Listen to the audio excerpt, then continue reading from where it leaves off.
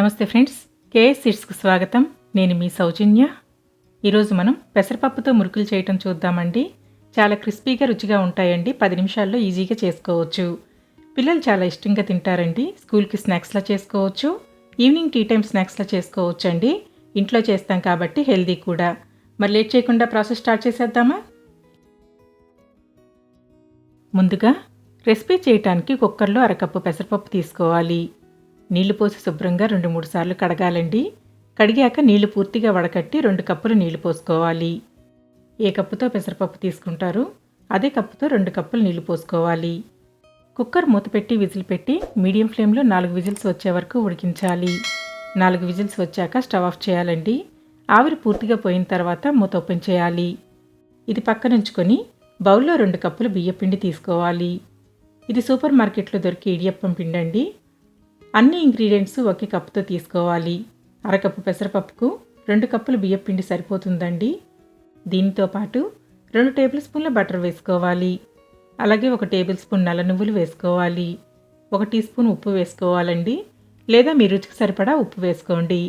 చిటికెడు ఇంగువ వేసుకొని బటర్ పిండికి బాగా పట్టించాలి.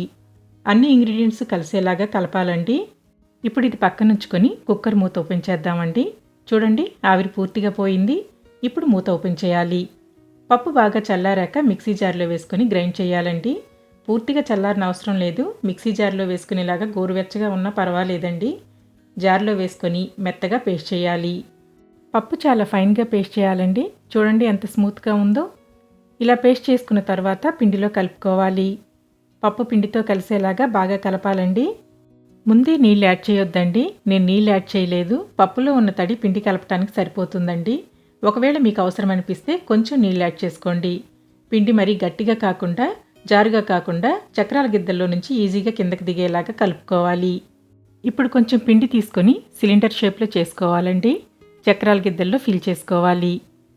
మీకు నచ్చిన ప్లేట్ పెట్టుకుని చేసుకోవచ్చండి. గిద్దల్లో నింపేటప్పుడు పిండి సిలిండర్ షేప్లోకి చేసుకోవాలండి. గ్యాప్స్ లేకుండా నింపుకోవాలి. ఇప్పుడు ఏదైనా ప్లేట్ మీద కానీ గరిటె మీద కానీ చక్రాలు ఒత్తుకోవాలి. చూడండి, ఈ విధంగా ఒత్తుకోవాలి. అంచులు విడిపోకుండా లైట్గా ప్రెస్ చేయాలి. లైట్గా ప్రెస్ చేయాలండి. మరీ టైట్గా చేయాల్సిన అవసరం లేదు. పిండి తడారిపోకుండా పిండి మీద మూత పెట్టి ఉంచాలి. లేదా కాటన్ క్లాత్ తడిపి నీళ్లు పూర్తిగా పిండి కప్పాలండి. ఇప్పుడు ఇది నూనెలో వేసి వేయించాలి. నూనె వేడి కరెక్ట్గా ఉందో లేదో చెక్ చేసుకోవాలండి. కొంచెం పిండి వేసి చూడాలి. నూనె వేడి కరెక్ట్గా ఉంటే పిండి వెంటనే పైకి వస్తుంది. అప్పుడు నూనె వేడి కరెక్ట్గా ఉన్నట్లండి. ఇప్పుడు ఇది బయటకు తీసుకొని రెడీ చేసుకున్న మురుకులు వేసుకోవాలి.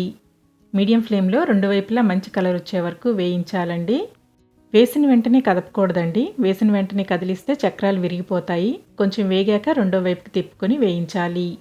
మురుకులు నూనెలో వేయగానే నూనె బాగా పొంగుతుందండి. 2 వైపులా తిప్పుతూ నురగంతా తగ్గే వరకు వేయించాలి. నురగ తగ్గాక బయటకు తీయాలండి. ఇలాగే మిగిలిన చక్రాలు కూడా వేయించాలి. నేను ఇక్కడ 2 రకాలుగా చేశానండి. స్టార్ హోల్ ఉన్న ప్లేట్తో చుట్టలుగా వేశాను. 3 హోల్స్ ఉన్న ప్లేట్తో కూడా వేశానండి. మీకు ఏది కన్వీనియంట్గా ఉంటే ఆ ప్లేట్తో వేసుకోవచ్చు.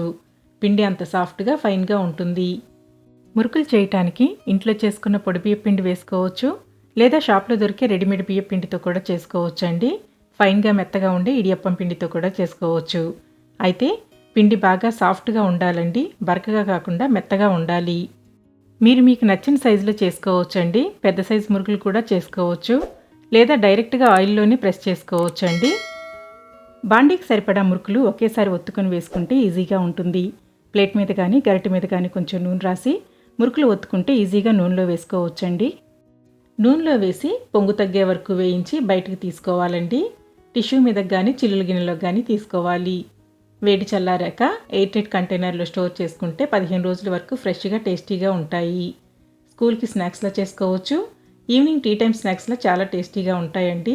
ఇంట్లో చేసాం కాబట్టి హెల్దీ కూడా. మరి ఈ టేస్టీ రెసిపీ నచ్చితే ట్రై చేసి కామెంట్ ద్వారా మీ అభిప్రాయాన్ని తెలియచేయండి. లైక్ చేసి తెలిసిన వారందరికీ షేర్ చేసి సపోర్ట్ చేయండి ఫ్రెండ్స్. ఇంకా సబ్స్క్రైబ్ చేయకపోతే ప్లీజ్ సబ్స్క్రైబ్ చేసి పక్కన ఉన్న బెల్ని ప్రెస్ చేసి ఆల్ని సెలెక్ట్ చేయండి. నేను పోస్ట్ చేసే ప్రతి వీడియో నోటిఫికేషన్ మీకు రెగ్యులర్గా వస్తుంది. Thank you for watching.